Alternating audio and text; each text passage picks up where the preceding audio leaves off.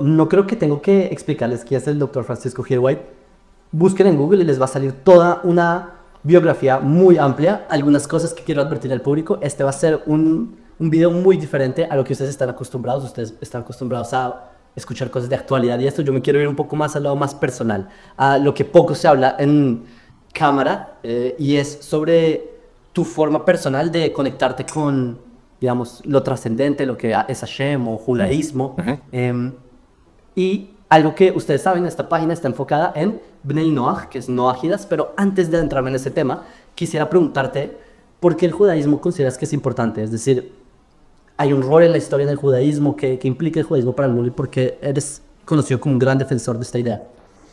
Bueno, a mí me parece que el judaísmo es muy importante porque es el gran protagonista de una lucha gigantesca que ha venido sucediendo en la civilización, pues no solo la civilización occidental, sino todas las civilizaciones comprendidas en lo que podríamos llamar Asia Occidental, ¿no? Que incluye todo Mesopotamia y Persia y Europa y el norte de África, ¿no? Todo eso es Asia Occidental.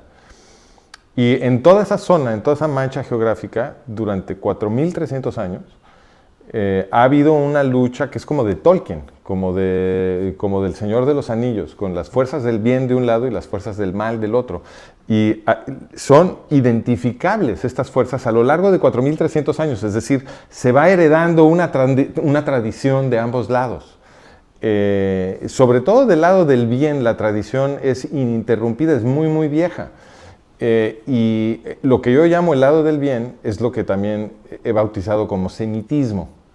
¿Por qué? Porque fueron pueblos semitas los que, empezando con la revolución de Sargón de Akkad hace 4.300 años, los que inauguraron este proceso histórico-político de tratar de producir sociedades cada vez más compasivas, más justas, más igualitarias, etcétera, ¿no? Es ese camino, el camino de la ética, de tratar de mejorar la política a través de un pensamiento ético, ¿no? Es lo que yo llamo el semitismo. Y como te digo, eso empieza con la revolución de Sargón de Akkad hace 4.300 años, en lo que después se llamaría Babilonia. Y del otro lado está el antisemitismo. Ahora, estamos acostumbrados a decir antisemitismo o antisemita para referirnos al odio contra los judíos. Pero una vez que adoptas este modelo que yo estoy vendiendo del semitismo, de este movimiento tan viejo, el término antisemitismo entonces se vuelve el término para los que se oponen al semitismo, ¿ok? Y ¿qué quiere decir eso? Pues que están en contra de la ética, están en contra de la igualdad política, están en contra de extender derechos y libertades a todo mundo, etc. Entonces son totalitarios, son crueles, son opresivos, ¿no? Y esto lo vemos en la antigüedad, vemos la lucha de los pueblos semitas que inventaron el semitismo y que estaban tratando de proteger una sociedad donde todo el mundo tiene derechos y libertades, ¿no? Contra, por ejemplo, los asirios en la rancia antigüedad, que los asirios eran terroristas, y para ellos los valores más altos eran los valores de la guerra y de oprimir a otros, y los reyes asirios presumían en sus inscripciones las torturas que le hacían a miles y miles y miles de prisioneros capturados, los torturaban a muerte con muchas distintas artes de tortura, y esto era festejado por los reyes asirios. Entonces esto es Mordor, ¿no? En las metáforas de Tolkien, esto es Mordor, y estaban peleando contra la coalición de elfos y hobbits y humanos que eran distintos grupos, pero todos de acuerdo que tenía que haber un mundo de leyes, ¿no? Y entonces ese movimiento semitista, que tuvo mucha estabilidad en Mesopotamia durante 2000 años, ese es el movimiento que produce la cultura en donde emerge el pueblo judío.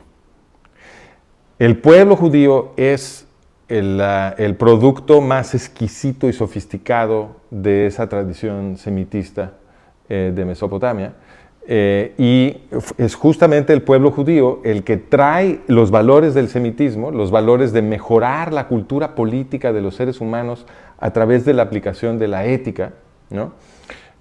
Los judíos traen eso a Occidente. Ellos se dispersan por todos lados, uno de esos lados Occidente, y en Occidente tienen un efecto profundo sobre las sociedades más antisemitas que había en el planeta, que eran las sociedades grecorromanas, que estaban dedicadas a la guerra, a la opresión, a la crueldad, en donde inclusive les parecía entretenimiento, por ejemplo en Roma, ver cómo, como si fuera ir al cine, ¿no? Ir a ver cómo despedazaban a un ser humano, ¿no? Entonces eran sociedades psicópatas. Y el contacto de los judíos antiguos con estas sociedades psicópatas produjo un milagro sociológico, porque los valores del semitismo que los judíos estaban trayendo desde Mesopotamia empezaron a seducir a los griegos y a los romanos y los empezaron a transformar. Y ahí se produjo este cambio tan increíble que echó a andar la historia política de Occidente, ¿no? Y que después de muchos siglos nos trajo a la democracia moderna. Entonces, Occidente empezó con las peores sociedades del mundo y terminó con las mejores sociedades del mundo, las democracias modernas. Y eso es una consecuencia de su contacto con la cultura hebrea, que traía los valores del semitismo mesopotámico y que convirtió a los occidentales al semitismo. Ellos, la gran mayoría, siguen sin entender lo que pasó, porque siguen siendo antisemitas en el sentido de odiar a los judíos.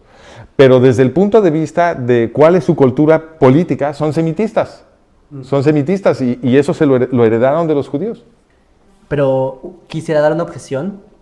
Yo sé que no, pero por si el público diría no. Por otro lado, podríamos decir que Occidente también fue construida bajo el pilar. Es verdad que el judaísmo, la herencia por el cristianismo, pero también está el pilar griego, digamos. ¿No crees que ese sería un gran aporte, la democracia y todo, cómo se nos ha vendido lo que era la antigua Grecia? Bueno, yo creo que sin duda hay aportes intelectuales importantes de la cultura griega y también romana en lo que es la civilización occidental. Sin duda ahí están. La civilización occidental es un híbrido de la cultura grecorromana y la cultura hebrea. No podemos decir es una o es nada más la otra, no. La cultura occidental es una cultura simultáneamente hebrea y grecorromana. Pero lo que sí es falso es la afirmación de que la cultura política del occidente moderno, es decir, la democracia como constitucional, parlamentaria, sufragista, garantista, que es la democracia moderna, que le extiende ciudadanía a toda la gente que está en el territorio, ¿no? Ese concepto de democracia no tiene absolutamente nada que ver con los grecorromanos. Eso que aprendimos en la escuela sobre la política es falso. La idea esta de la democracia moderna viene absolutamente de la cultura judeo-cristiana. ¿Por qué? Porque en la ética judía y también cristiana, porque los cristianos heredan su ética de los judíos, opinamos que cada individuo es totalmente sagrado. Cada individuo es infinitamente valioso, porque cada uno es hijo de Dios y por lo tanto contiene la divinidad de Dios. Y Dios lo ama individual y totalmente a cada uno, ¿no? Entonces, cuando tú tienes esa concepción del ser humano, del individuo humano, cuando lo valoras de esta forma tan exquisita, entonces concluyes que todos los seres humanos, como son todos igualmente e infinitamente valiosos ante los ojos de Dios, su creador, pues entonces también tienen que ser iguales ante la ley, porque no los valoramos distinto. Cada uno es igualmente e infinitamente valioso. Y ese es el concepto que te lleva a la democracia moderna. Los valores de los grecorromanos no te pueden llevar a la democracia moderna, porque ellos eran racistas, que opinaban que algunas personas por derecho biológico debían de gobernar y otros por obligación biológica debían ser esclavos. Y produjeron enormes multitudes de esclavos y todo lo justificaban con sus propias teorías. Ellos tenían toda una infraestructura teórica. Por ejemplo, Aristóteles escribió un libro entero para decir que los esclavos se merecían ser esclavos por naturaleza.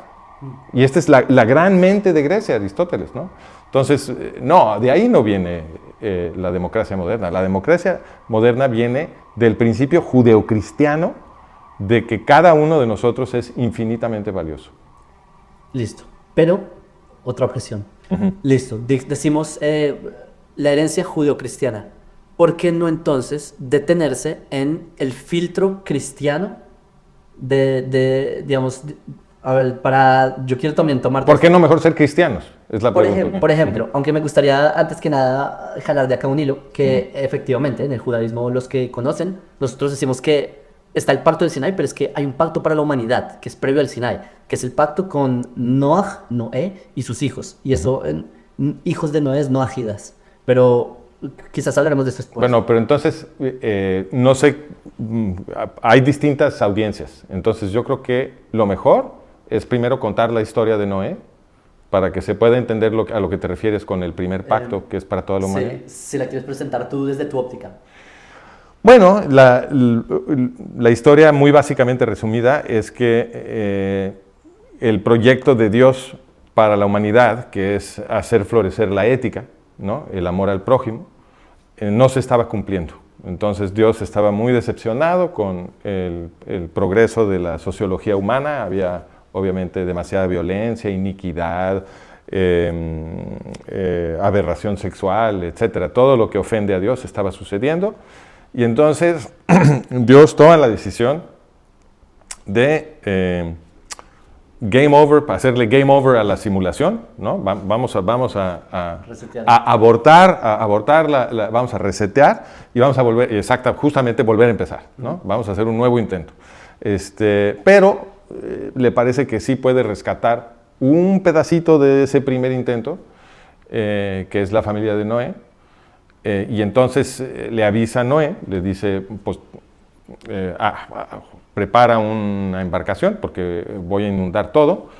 Y entonces Noé hace caso y empieza a construir una embarcación que tiene que ser suficientemente grande para llevarse a la familia de Noé y además a una pareja de cada especie para poder repoblar la tierra, ¿no? Para que cuando desaparezcan nuevamente las aguas y reaparezca la tierra, se pueda repoblar el planeta, ¿no? Entonces, se burlan de Noé, pero él hace caso y construye el barco, a pesar de que obviamente no hay agua todavía, pero él construye el barco y lo empieza a llenar de animales, se sube su familia, en fin, empieza a llover como había prometido Dios, todo el mundo se inunda y se ahoga, y después de no sé cuántos días, es así, los números nunca me acuerdo, ¿cuántos fueron? De un año. Después de un año, finalmente las aguas son reabsorbidas y reaparece la tierra y pues bajan todos los animales, la familia de Noé empieza el trabajo de repoblar la tierra, no nos vamos a meter a los detalles, y hace dos cosas interesantes el Señor. Una, expresa arrepentimiento por lo que acaba de hacer, ¿no? Como que se da cuenta que pues esto fue un crimen, asesinó a toda la humanidad, ¿no? Si esto lo hubiera hecho un ser humano, lo llamaríamos el peor crimen imaginable, ¿no? Entonces, como que se da cuenta del crimen que cometió y promete no volverlo a hacer. Eso a mí me parece muy interesante, que es un Dios que puede errar y arrepentirse y prometer mejorar su comportamiento. Eso a mí me parece muy interesante. Y entonces dice, cuando ustedes vean el arco iris, eso que les recuerde que esta es mi promesa de que nunca vuelvo a hacer esto. No lo voy a volver a hacer, tranquilos, ¿no? Ese es como una especie de contrato que se reafirma cada vez que veamos el arco iris, ¿no? Y la otra cosa que hace que me parece muy interesante es que, y esta es la parte a la que nos conecta con la historia de los noágidas, es que emite para Noé y todos sus descendientes una serie de leyes, que son 7, que son... yo he escuchado, creo que al rabino Sherky, de hecho, afirmar que no son realmente leyes, son principios, son como los principios básicos de la ética. Los llama mandamientos, supongo el texto, pero yo creo que estoy de acuerdo con el rabino. Estos son principios fundamentales, no son leyes, ¿no? No lastimes a otro, no traiciones a tu mujer, no tortures animales, ¿no? Este tipo de cosas están contenidas en las 7 leyes. Pero a mí me parece muy interesante que después de después de enunciar 6 principios básicos, la séptima ley de Noé, para Noé y todos sus descendientes, es establecerás cortes, ¿no? Entonces, ¿qué nos está diciendo? Bueno, es que esas sí van a ser leyes, esas sí van a ser mandamientos, y toda sociedad necesita una estructura legal para resolver disputas pacíficamente, ¿no? Y para perseguir criminales y todo eso. Y eso ya obviamente es un cuerpo específico de leyes, pero por supuesto van a tener que ser consistentes con los 6 primeros principios, ¿no? Entonces, como sabemos que Dios luego va a producir al pueblo judío, entonces retroactivamente es obvio que lo que está pasando aquí es que Dios está diciendo, bueno, no todo el mundo va a ser judío, ni tiene que ser judío, pero para los que no sean judíos, esto es lo que a fuerzas tienen que hacer. Tienen que seguir las 7 leyes de Noé. Y entonces la séptima ley está diciendo, bueno, pues establece un sistema de cortes como a ti te parezca, con tus costumbres, ahí puede variar. Simplemente tiene que ser consistente con los principios muy básicos de la ética para que los humanos puedan vivir en paz. Sí, de hecho, como dices, para las personas se llaman 7 leyes noajidas, pero como tú bien señalaste, en verdad no son leyes, son como principios, como categorías. Hermann Cohen lo desarrolla como él es neocantiano, ¿sí? Entonces dice que son como 7 imperativos categóricos. Sí. Pero, y sí, lo vemos, por eso es que yo no concibo que los noajidas sean una religión, porque no es algo homogéneo, no es que un noajida en Japón va a tener el mismo sistema legal que un noajida en México, porque los desarrollos antropológicos y sociológicos del japonés son distintos, así que él va a aplicar la legislación noajida de una forma distinta. Pero yo no estoy de acuerdo contigo, yo creo que noájida sí es una religión. ¿En qué aspecto? Porque creo que la religión del noájida es el judaísmo. Ok. Yo no veo el judaísmo como una religión general. Ok. En ese caso no. Sí, pero tienes razón, porque hay personas que dicen, bueno, está el judaísmo y está el noajismo. Yo creo que no. Los noajidas son parte del judaísmo. El judaísmo Así es una idea que abarca, como tú lo pusiste, semitismo, solo que se le llamó judaísmo, pero No, pero todavía más específicamente, sí, es cierto que el noájida está dentro de la corriente del semitismo, pero también está más específicamente dentro de la corriente del judaísmo. Claro. El noajismo, estoy de acuerdo, el noajismo es parte del judaísmo. Sí. No eres judío, pero sí estás en el judaísmo. Exacto. Ajá. Entonces, esa es la distinción. Quiero retomar la pregunta que no te había lanzado. Sí. Listo. La sociedad occidental, estos 2 grandes pilares, está Grecia, grecorromano y judeo-cristiano. ¿Por qué no detenerse? ¿Por qué que una persona se detenga en el filtro cristiano de entender la realidad? ¿Por qué poner el filtro judío? O sea, ¿por qué habría un cristiano de abandonar su cristianismo para volverse noájida? Podría ser la pregunta. ¿Por qué? ¿Qué no ya contiene todo lo que necesita dentro del cristianismo? Y lo tomo de tu mismo contexto, porque si dices que si la sociedad que hemos creado ha sido tal y tal, ha sido por el contexto judeo, ¿sí? Cristiano. Correcto. ¿Por qué desprenderse entonces de esta óptica? Yo creo que esa es una muy buena pregunta, porque sin duda es cierto que el cristianismo está dentro de la corriente semitista. Sin duda, porque el cristianismo contiene una ética judía. La ética del cristianismo no viene de ninguna parte más que del judaísmo, ¿no? Entonces, la ética de los cristianos la heredaron de los judíos, del pueblo judío. Entonces, uno podría decir, bueno, pues ya el cristianismo ya está en el semitismo, ya tiene una ética judía. El proyecto noájida, obviamente, es bendecir a las naciones del planeta con la ética judía, obviamente, ese es el proyecto noájida. Bueno, pues si los cristianos ya tienen una ética judía, ¿para qué se vuelven noájidas? Ya son cristianos, ya está, ¿no? Excepto que el cristianismo no solamente es semitista, también es antisemita. El cristianismo es una especie de criatura híbrida. Es una criatura paradójica, dual, porque es al mismo tiempo una cultura semitista en el sentido de que es una cultura hebrea, en un sentido, y en otro sentido es una cultura grecorromana. Porque el cristianismo muy rápidamente, bueno, en primer lugar el cristianismo creció sobre todo entre los pueblos helenizados del Mediterráneo oriental, entre gente de cultura griega. Ahí, ese fue el terreno fértil en el que muy rápidamente creció el cristianismo en su primera etapa. Punto primero. Y por eso todos los textos del cristianismo están en griego. Están todos en griego. ¿Okay? Punto primero. Punto segundo. El cristianismo muy rápidamente se convirtió en la religión oficial del Imperio Romano. Y adquirió un poder aristocrático al volverse la religión oficial del Imperio Romano, ¿no? Y se fue de hecho fusionando con el imperio. Y muy pronto ya los obispos estaban ejerciendo funciones civiles del imperio y en sus cortes se decidían casos civiles también. Y la iglesia quedó muy identificada con el poder de Roma y con la cultura de Roma. Por eso las juntas del episcopado se modelaron en las juntas del Senado, el latín se volvió el idioma sagrado, en fin, hay mucha cultura grecorromana dentro de la tradición de la iglesia. Y un aspecto fundamental de la cultura grecorromana que la Iglesia Católica adoptó fue el odio hacia el pueblo judío. Ya había odio hacia el pueblo judío en el Imperio Romano Pagano. De hecho, el Imperio Romano Pagano cometió genocidio contra el pueblo judío en el siglo I y II. A partir del año 63 a.C. hasta la derrota de Bar Kosiba en el año Bar Kokhba en el año 135, ¿no?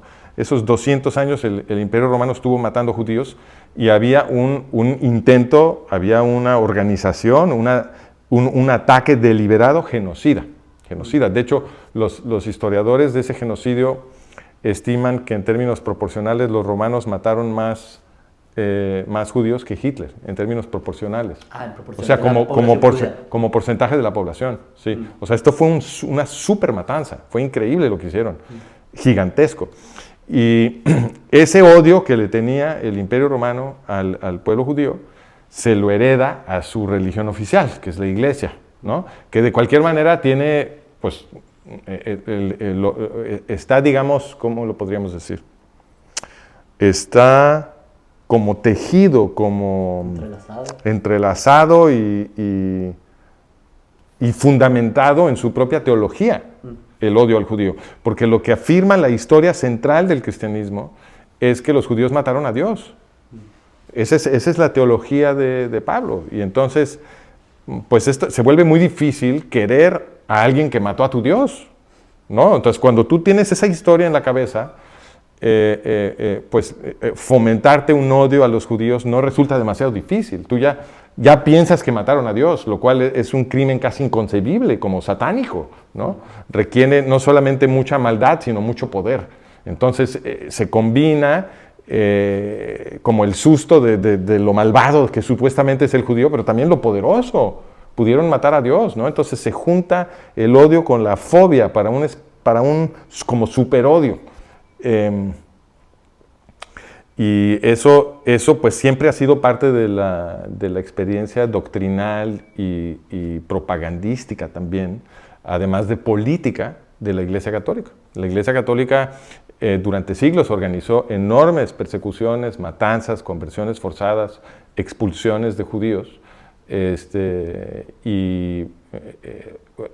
pues en su conjunto todo eso produjo otro genocidio, el genocidio de la Edad Media, porque a lo largo de los siglos de la Edad Media y el Renacimiento, lo que llamamos Europa Occidental quedó prácticamente vaciado de judíos. Por eso cuando Hitler inició el siguiente genocidio, estaban matando casi, el 90% de los judíos que cayeron en Shoah, pues eran judíos de Europa Oriental, porque son los que quedaban, sí, ¿no? Porque ya todo esto que se había hecho había acabado con los judíos occidentales. Entonces, para terminar de contestar tu pregunta, tiene sentido abandonar el cristianismo y volverse noágida, porque el movimiento del cristianismo al noajismo nos vuelve más puros, nos vuelve semitistas, sin el bagaje negativo del Nuevo Testamento que habla tan mal de los judíos de una forma muy injusta, que no solamente no tiene nada que ver con la verdad histórica, sino que, porque eso es un cuento romano, sino que además no empata en absoluto con la ética del judaísmo, que no nos invita jamás a odiar a nadie. O sea, no tendría por qué haber ningún pueblo demonizado. ¿Okay? Todo el proyecto del judaísmo es generar hermandad entre todos los pueblos. Ese es el proyecto. Y justamente, ¿qué hace el noajismo? El noajismo dice, todos son bienvenidos en el judaísmo. No tienen ni siquiera, si te quieres convertir al judaísmo, adelante, pero todos son bienvenidos en el judaísmo, aunque no se quieran convertir al judaísmo. Y no puede haber una posición más tolerante que esa. Sí, de hecho, algo que yo noté mucho en este conflicto que estamos viviendo es que muchas personas de las que apoyan a Israel son cristianos, protestantes, sionistas, pero yo también veo que a la vez existe como que no soltar la soga del todo, como que dice, no, es que yo apoyo a Israel, pero el judaísmo es otra cosa. No puedo apoyar el judaísmo, porque por lo que tú dices, hay una contraposición ideológica grande. Claro. Pero acá es que hay muchos... Es que son muchos siglos de escuchar que los judíos son malos. Son muchos siglos. O sea, toda la civilización cristiana, esto a la gente no le cae la ficha sobre esto. Toda la civilización cristiana se construyó sobre la historia de que los judíos mataron a Dios. Esa es la historia central. Pero ¿cómo se refleja esto prácticamente en...?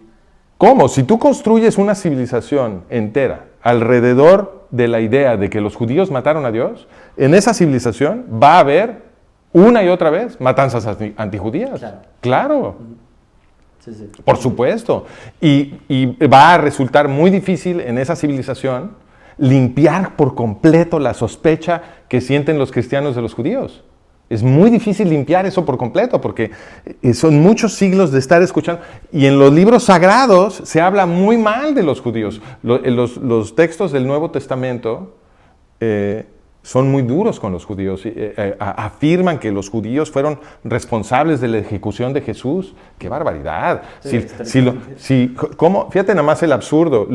La idea que se le vende a la gente es que los judíos de la antigüedad presionaron al gobernador romano para que asesinara a uno de ellos que estaba tratando de ser el Mesías. Sí, es un absurdo. Si lo pusiéramos en términos, lo que pasa es que la gente no sabe qué quiere decir tratar de ser el Mesías. Para los judíos, el Mesías es un redentor político. El Mesías es un guerrero santo que vence al opresor y libera físicamente a los esclavos. Ese es el Mesías judío. Entonces, si tú transportas el contexto que acabamos de mencionar al mundo moderno, estarías diciendo que los judíos europeos en Auschwitz se organizaron para presionar a los guardias que controlaban el campo de muerte para que ejecutara a uno de ellos que los estaba tratando de ayudar a escapar de Auschwitz. Sí, es de así es como sería en el mundo moderno lo que se afirma sobre la muerte de Jesús, ¿no? Obviamente que los judíos de la antigüedad querían un Mesías. Hubo varios pretendientes al título de Mesías y mucha gente lo siguió porque la gente a la gente no le ofendía que alguien tratara de ser el Mesías. La gente estaba esperando al Mesías, ansiosos de identificarlo, y en varios momentos hubo pretendientes al título de Mesías que fueron seguidos por muchísimos judíos porque querían luchar contra Roma. Porque eso es lo que quería decir un redentor político. Entonces, obviamente que los judíos de la antigüedad que vivían con la bota romana en el cuello, no se hubiera juntado una turba de judíos a amenazar al gobernador romano que era su opresor, ¿no? Que los estaba esclavizando, porque los romanos eran muy, muy crueles, como ya dijimos. ¿Cómo van a ellos a amenazar al gobernador romano que va a haber una revuelta si no matan al que los estaba tratando de liberar? Sí, no tiene sentido. No tiene sentido. Entonces, pero esa es la historia que les han contado. Y cuando la oyes durante siglos, y se transmite de padres a hijos, se acumula una gravedad histórica que vuelve difícil emancipar a la gente de esta idea tan antijudía que ha dominado la estructura mental de Occidente. Tengo acá, es que surgen muchas preguntas, pero... dos cosas, y no sé cuál quieras abordar primero, porque si tú afirmas que la sociedad occidental es una herencia del judaísmo y que junto con otras herencias se fundó Occidente, pero es que también el Islam tiene muchas cosas, digamos, se puede decir abrahámicas, no sé cómo llamarlas, y de ahí sale, ¿cómo se puede explicar entonces que de las corrientes del Islam haya tanta hostilidad contra el judaísmo, el judío, si también tiene una herencia así y una herencia así. Bueno, ¿cuál dirías tú que es el principio fundamental que organiza el Islam? Si lo tuvieras que resumir en algo muy comprimido y lleno de significado útil para entender el Islam, ¿qué dirías que es el principio fundamental del Islam? Quizás el factor de expansión política. ¿Cómo funciona la expansión política en el Islam? ¿Cómo funciona? ¿Cómo se hace? Como sea. No, ellos tienen un método preferido. Bueno, si lo haces en términos de jihad a las malas o en términos de dawa a las buenas. Es decir, por acción social. Claro, pero ¿cuál tiene mayor valor? ¿Cuál ha servido la jihad? La jihad ha sido central. ¿Okay? Y cuando estás hablando de dawa, de todas maneras, si no se puede por las buenas, la normativa islámica es que pasas a las malas. Claro. Entonces, en realidad, a veces simplemente te quieres ahorrar mucho trabajo. Y si se puede por las buenas, si la gente se somete al Islam por las buenas, pues qué bueno. Ya no los tuviste que amenazar, ya no tuviste que hacer una gran matanza, ¿no? Puedes descansar, quizá tengas que trabajar mañana, pero hoy descansas, es un poco así. Pero si no se puede por las buenas, la normativa es, vas a la yihad. Entonces, el concepto central es la yihad. ¿Y qué es la yihad? La yihad es forzar justamente a los infieles a convertirse al Islam y si no, los matas. Entonces, eso a mí no me suena a la ética del judaísmo. ¿A ti sí? No, ya que no hay ninguna voluntad de querer expandir y conquistar ideológicamente. No solo eso, ¿cuál sería el principio fundamental del judaísmo? Si lo tuvieras que reducir a una cosa así tan comprimido como lo acabamos de hacer para el Islam. Quizás, la liberación, la libertad.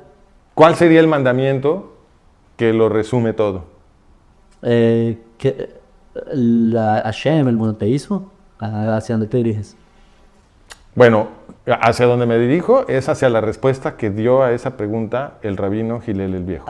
¿Cuál era? Que sí, amar al prójimo o que no le hagas a los demás lo que... Exacto, entonces, a mí me encanta esa historia porque resulta que el rabino Hillel el Viejo es el rabino más influyente de todos los tiempos.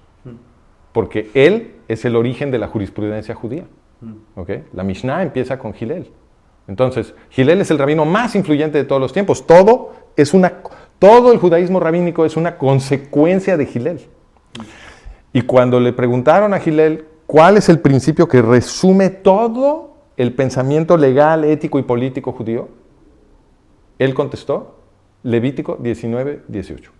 Amarás a tu prójimo como te amas a ti mismo. ¿Okay? Entonces, fíjate nada más la diferencia. El principio que resume todo el judaísmo es amarás a tu prójimo como a ti mismo. No menos, como a ti mismo. Mientras que el principio que resume la naturaleza fundamental del Islam es repites lo que yo digo o te mato. En mi opinión, eso por sí solo demuestra que es imposible que el Islam sea descendido del judaísmo. Eso es un timo. No es cierto, es una mentira. Es una mentira que dicen los musulmanes de sí mismos, pero que nosotros no tenemos ninguna obligación de aceptar. Si la evidencia no empata con esa afirmación... A pesar de que en el Corán te encuentres relatos que coincidan con cosas del Tanaj, quizás un poco distintos, variaciones. Pero ¿por qué? ¿Eso por qué es difícil ¿Eso por qué sería una confirmación de su origen en el judaísmo? Porque si los valores nuestros, digamos, están en el Tanaj y el Corán absorbe... Pero el Corán no tiene esos valores. Acabamos de decir... Ok, dices las historias más no los valores tras las historias. Pues digo, si tú creas un movimiento que no tiene absolutamente nada que ver con el judaísmo en sus valores, pues entonces no tiene nada que ver con el judaísmo. El judaísmo sin sus valores no es nada. Lo dijo Hillel. Le preguntaron qué es el judaísmo. El judaísmo es amarás a tu prójimo como a ti mismo. Ese es un valor, es el valor supremo. Sí, ese es el valor que organiza todo el pensamiento ético, porque sin ese principio no puedes hacer ética. Y ese principio es precisamente el que no tiene el Islam, porque el Islam quiere matar a todos los que no están de acuerdo con el Islam. Cierto, Eso es lo contrario de la ética. Claro, aspira a una hegemonía religiosa que abarque que todos en verdad piensen bajo ese modelo. Exacto. Pero acá entonces otra pregunta.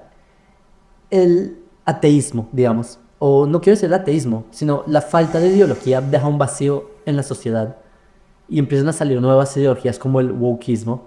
¿No consideras que en cierto modo el wokeismo y todas estas ideologías nuevas son también producto de Occidente? ¿No podrías decir que quizás es el siguiente nivel, el siguiente paso? Porque, a ver, la sociedad occidental, llegamos hasta donde estamos y un paso sería irme hacia lo woke, o sea, lo progre y todo eso en términos...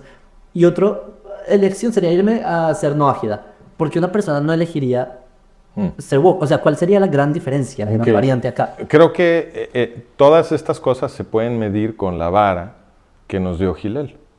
Entonces, si una ideología le está haciendo daño al prójimo, pues entonces participar en esa ideología no es amar a tu prójimo como a ti mismo. Porque en esa ideología le haces daño al prójimo. Entonces, esa es la vara con la cual podemos medir cualquier ideología.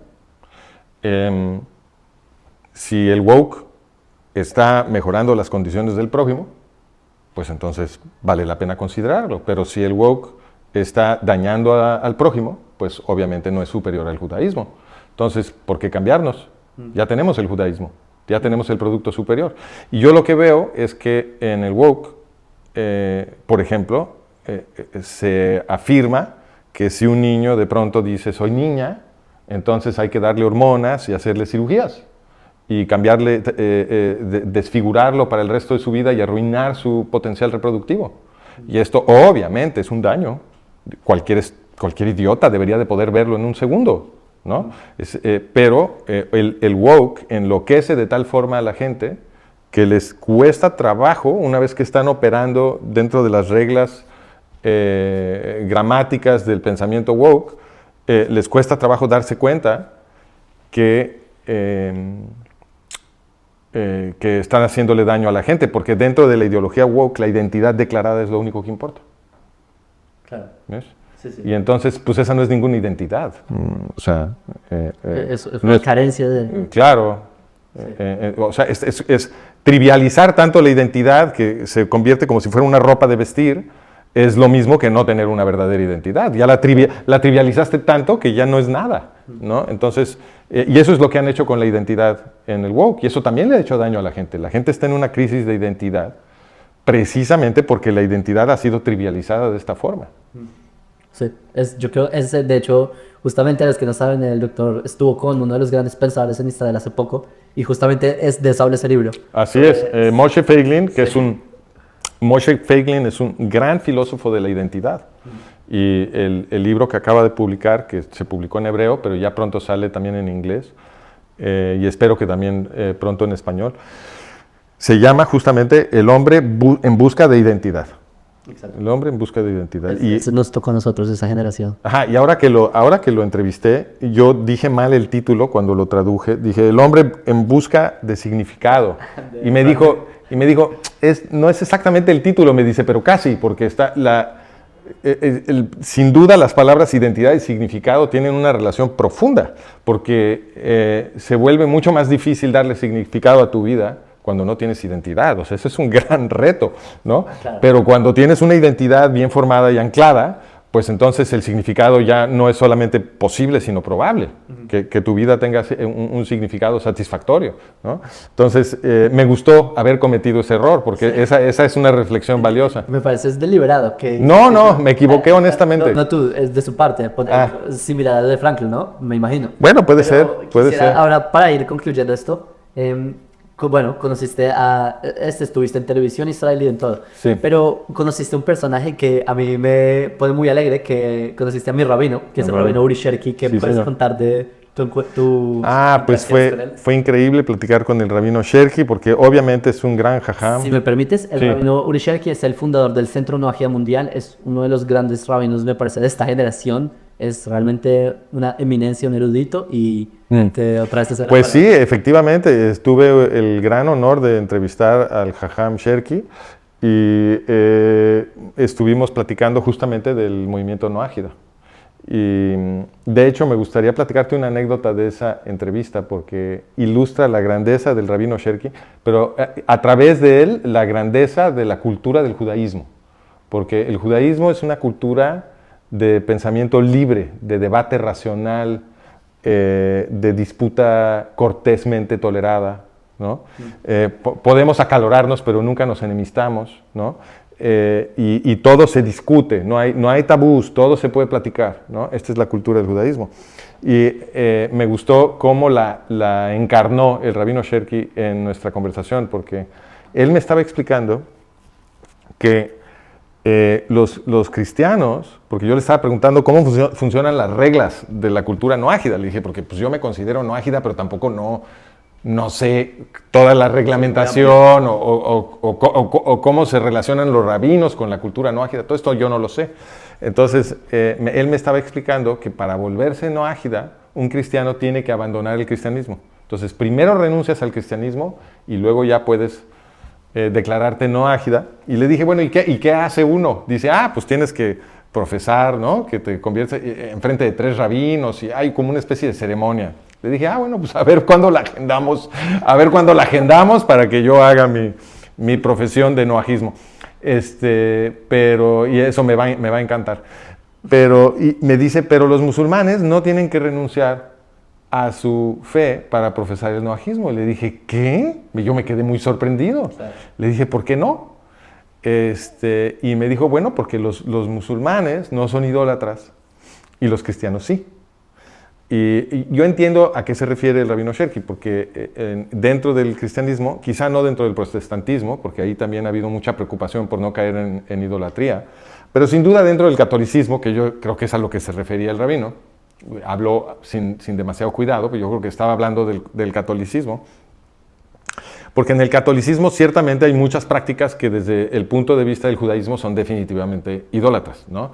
Las adoraciones de los santos, todas esas imágenes que se hacen de Dios, etc.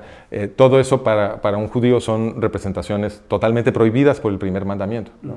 Entonces yo entiendo que se refería a eso. Y en el Islam también son cuidadosos de no hacer representaciones de Dios. Por lo tanto, en la opinión del rabino, como los cristianos son idólatras, ellos sí tienen que renunciar al cristianismo. Como los musulmanes no son idólatras, ellos no. Ellos pueden permanecer dentro del Islam y profesar el noajismo. Y entonces yo le dije, me sorprende mucho esta opinión, rabino. Le dije, porque si bien yo entiendo que los musulmanes son cuidadosos con el primer mandamiento, les está fallando el mandamiento que Hillel el Viejo dijo era el fundamento de toda la ley. Porque para ellos el centro de su actividad es, si no te pueden someter, te matan. Y eso, yo creo que deben de renunciar a eso si van a ser noágidas, porque no es consistente ese principio con las leyes de Noé, ¿no? Y entonces el rabino se sonrió y me dijo, deberíamos de hablar más de esto, a ver si me convences de que los musulmanes tienen que renunciar al Islam antes de convertirse al noajismo. Y yo me quedé pensando, ¡wow! Este es un líder mundial del movimiento noágida, ¿cierto? ¿Sí? Sí, él es la figura más influyente en el noajismo. ¿Y yo quién soy en el movimiento noágida? Nada, yo soy uno más, ¿no? Y yo lo estoy retando en un programa que se va a publicar sobre la regla de cómo volverte noágida. Sí. Y este hombre, en vez de decirme, tú no sabes nada, yo pongo las reglas, o así es, tú no entiendes. No, me dijo, él dio un argumento interesante y me dijo, pues hay que platicar esto más. En una de esas me convences. ¿Cómo puede haber una mejor ejemplificación de la humildad intelectual a la que nos invita el judaísmo? Porque justamente lo que no ve uno en el rabino Sherki es la altanería, la arrogancia de una persona que obviamente sabe mucho, como el rabino Sherki sabe mucho, y que además ocupa una posición de prestigio institucional en el noajismo, ¿no? Y sin embargo, con total libertad dijo, pues esto habría que considerarlo, ¿no? Me encantó. Impresionante. De hecho, sabes que él también es conocedor del Islam. Él ha sido invitado en países del Islam sobre estos temas. Creo que sobre el tema de la idolatría en el cristianismo, no creo que se refiere tanto a el síntoma de, digamos, la iconografía y todo esto, Sí. sino que al hecho de encarnar a Dios. Es decir, limitar el infinito a un ser humano, me parece que esa es la idolatría, que eso comparten pues, casi todas las ramas del Claro, cristianismo. o sea, podemos decir que me faltaron algunas otras dimensiones en las que los cristianos podrían ya ser llamados idólatras desde el punto de vista judío. Sí, Ajá. que es la reducción de Dios. Sí. Y sobre el Islam, yo creo que lo hace en términos prácticos, porque en el Islam hay una ley que si tú abandonas el Islam, tienes pena de muerte. Si te vuelves apóstata, Exacto. tienes condena de muerte. Exacto. Entonces me parece que hay muchas personas del mundo en el Islam que ellos tienen este acercamiento. Ahí el Centro de Tecnología Mundial tiene divisiones. Una es la división árabe, que es secreta. Y los miembros no se revelan sus nombres, ni sus grupos, ni nada. Porque si se llegan a enterar, es muy malo. Y tienen pena de muerte. Y por eso es que creo que por eso por ahora hay este permiso, digamos, dicho para que no tengan que expresar abiertamente. Eso tiene mucho sentido. Sí, porque es si decir, llegan a ir a la mezquita. exacto. Entonces, ya el asunto no es teológico, el asunto es cómo protegemos sus vidas. Exacto, es un asunto totalmente pragmático y me parece que es de ahí, porque Rav Shirky en otras ocasiones él ha escrito que se debe tomar de la Torah de Moshe, no de Muhammad. Eso no tendría sentido. Pero en términos prácticos, su conclusión es que es mejor por ellos por ahora. Ya. ¿Y por qué crees tú entonces que el rabino Shirky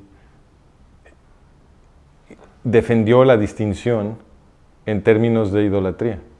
Porque eso lo trae Maimónides. Maimónides dice que al momento y sobre el tema de Noágidas, en sus epístolas a los alumnos de Rabbi Efraim, Maimónides hace exactamente esta distinción. Entonces, se basa en eso, creo.